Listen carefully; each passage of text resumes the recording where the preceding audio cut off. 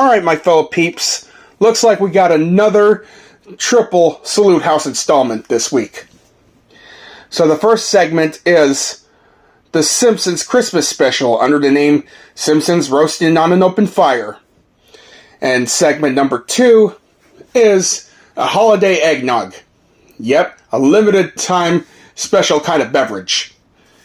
And the third segment, Dumb and Dumber, starring Jim Carrey and Jeff Daniels. Alright peeps, let's get on with those grand masterpieces of Christmas specials. Note, spoilers may occur. I wish I would have said that every time I salute on good things. Okay, so anyways, this episode is about introducing the Simpson family into a half-hour television in this episode. Bart Simpson disobediently gets a tattoo against the permission of his parents.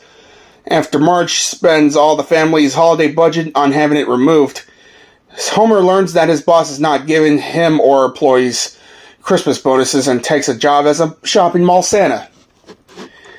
Okay, so the plot is, after attending the Springfield Elementary School Christmas pageant, the Simpsons prepare for the holiday season. Bart and Lisa wrote letters to Santa. Lisa asks for a pony, which Marge tries to tactfully discourage by claiming that there would not be enough room for one Santa's sleigh. And Bart wants a tattoo, which Marge and Homer forbid him from getting. Yeah, Bart, if you really wanted a tattoo so bad, you gotta pay it for your own allowance. Alright, Homer! Okay, the next day, Marge takes Lisa, Bart, and Maggie Christmas shopping at the mall, and Bart goes behind their backs and sneaks away to get a tattoo that reads Mother on his arm. One mother, please.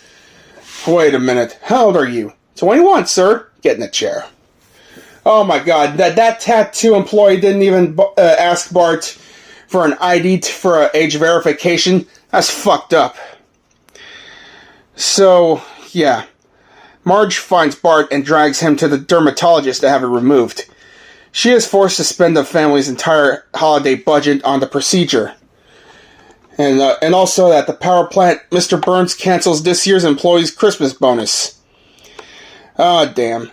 So, on the next day, Homer decides to go Christmas shopping.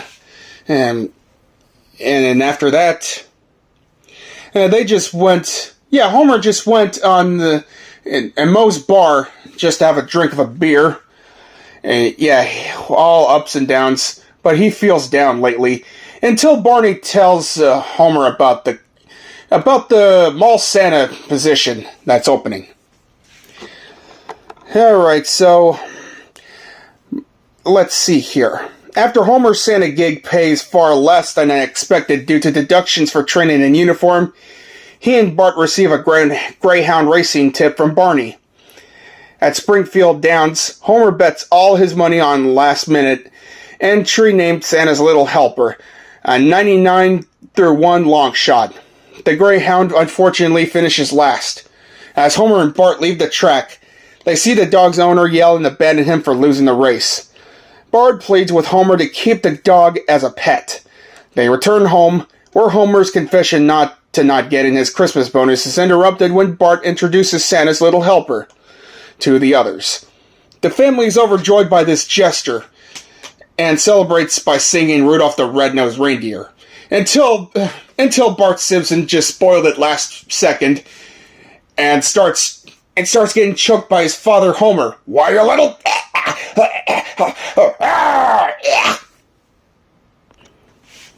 Alright, the eggnog, historically known as a milk punch or an egg milk punch, when alcoholic beverages are added, is a rich, chilled, sweetened, dairy-based beverage. It is traditionally made with the milk, cream, sugar, egg yolks, and whipped egg whites, which gives it a frothy texture in its name. A distilled spirit such as brandy, rum, whiskey, or bourbon is often a key ingredient. Throughout Canada, the US of A, and some European countries, the eggnog is traditionally consumed over the Christmas season, from late October until the end of the holiday season.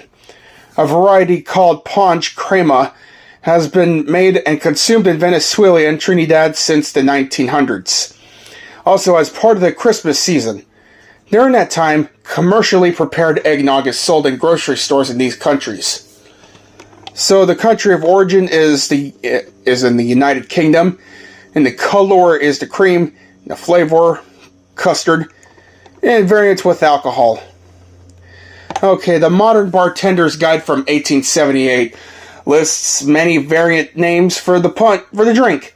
It distinguishes plain eggnog, egg milk punch, and milk punch from one another. It also includes variants such as Baltimore eggnog, General Jackson eggnog, Imperial eggnog, 2 types of sherry cobbler eggnog, as well as sherry cobbler with egg, mulled claret with egg, egg sour, and Saratoga egg lemonade, also called sea breeze. Okay, so the origins, etymology, and the ingredients used to make original eggnog drinks are debated.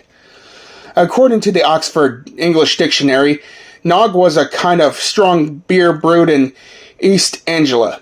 The first known of the word nog was in 1693. Alternatively, nog may stem from noggin, a Middle English term for a small, craved wooden mug used to serve alcohol. Posset, a curdled beverage of milk, either wine or ale, was a popular beverage in Britain. It may have been a precursor to the fucking eggnog. Shit, some monks would add eggs and figs to posset.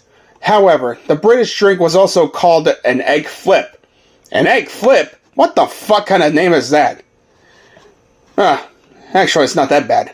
Okay, so from the practice of flipping, rapidly pouring, the mixture between 2 pitchers to mix it. One dictionary lists the word eggnog as being an Americanism invented in 1765 through 1775. 1 year before... Wow, just 1 year before the existence of the United States Declaration of Independence. Okay, so the drink crossed the Atlantic to the British colonies during the 18th century.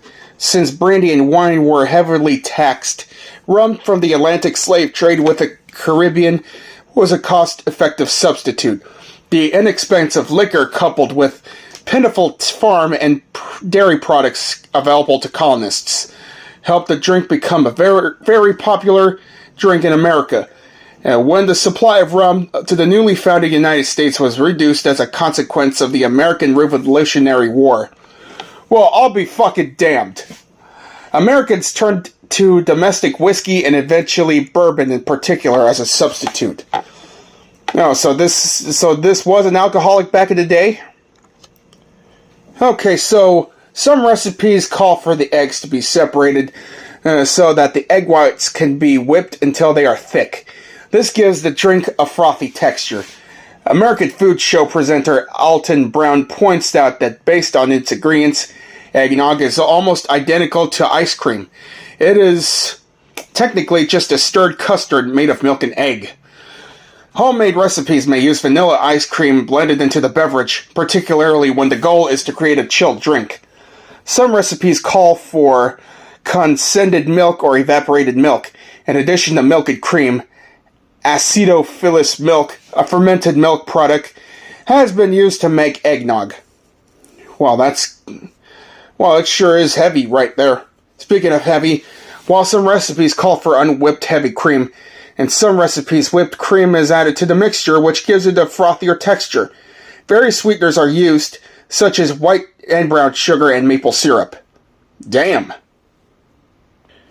Alcohol used in different national and regional versions of eggnog, including brandy, cognac, bourbon, whiskey, sherry, rum, and grain alcohol. Yeah, if you wanted to get shit-faced with that. Alright, Dumb and Dumber is a 1994 American buddy comedy film directed by Peter Farrely, who co-wrote the screenplay with Bobby Farrely and Bennett Yellen.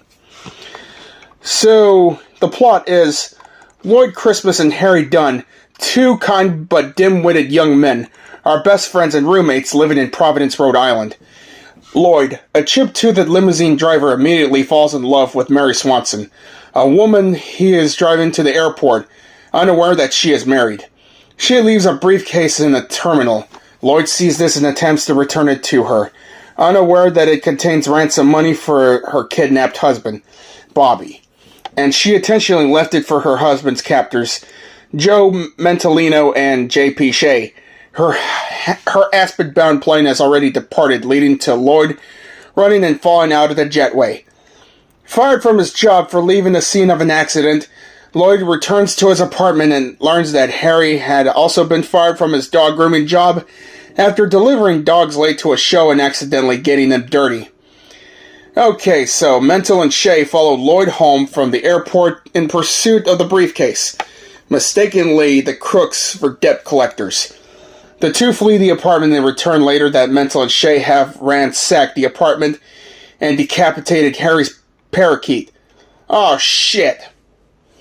Okay, so after that, Harry and Lloyd are hitting the road to Aspen to find Mary. A couple of days later, they seen Mental claiming that his car died when it's a fucking lie. So, posing as a hitchhiker, Mental is picked up by Harry and Lloyd while Shea secretly follows them. During a lunch stop, the duo pranks Mental with the chili peppers in his burger, unaware that he has a stomach ulcer. Oh shit, and they accidentally killed him with rat poison pills. You son of a bitch! Okay, so the next day, the two arrived in Aspen but cannot find Mary. With no money and nowhere to stay, Harry attacks Lloyd in the frustration that night, breaking the briefcase open by accident. After discovering the money, the two spend it on a luxury hotel suite, clothes, and a car. They learn that Mary and her family are hosting a gala, and prepare to attend. Yeah, they sure had a fun time at the gala. Gala. And later that night, Nicholas Andre, an old friend of the Swansons and the mastermind behind Bobby's kidnapping, shows up. Lloyd learns from Andre of Mary's marriage to Bobby, and Andre learns that Harry and Lloyd had spent all the ransom money and replaced it with IOUs. Furious, he takes Lloyd and Mary hostage, as well as Harry when he returns. An argument leads to Nicholas to shoot Harry, who plays dead before ineptly returning fire. Before Nicholas can fire another shot, an FBI team led by Beth Jordan, whom Harry had met at the gas station and Lloyd met earlier at the bar, raids the suite, where Beth tells Harry and Lloyd that the FBI police had been following them since they left Providence. Well, holy shit. Harry reveals they gave him a bulletproof vest and a gun when they arrive. Nicholas and Shea have been arrested, and Mary and Bobby are reunited, much to Lloyd's dejection. So the next day, Harry and Lloyd have begun walking home on foot because all their purchases were confiscated and their mini bike has broken down. Damn. The two unintentionally declined the chance to be oil boys for a group of bikini girls, after which Harry tells Lloyd that they will get their break one day, and then play a friendly game of tag as they walk back to Rhode Island. So in conclusion, my fellow peeps, I recommend the Christmas special of The Simpsons, which is the first one of the first season. And I also recommend a good old kick-ass cup of eggnog and Dumb and Dumber. Well, it's sad that the eggnog is a limited time type of beverage, but yeah, it's you really gotta try this, peeps. This beverage is uncanny, and so is this, the very first Simpsons episode and that Dumb and Dumber film. Yeah.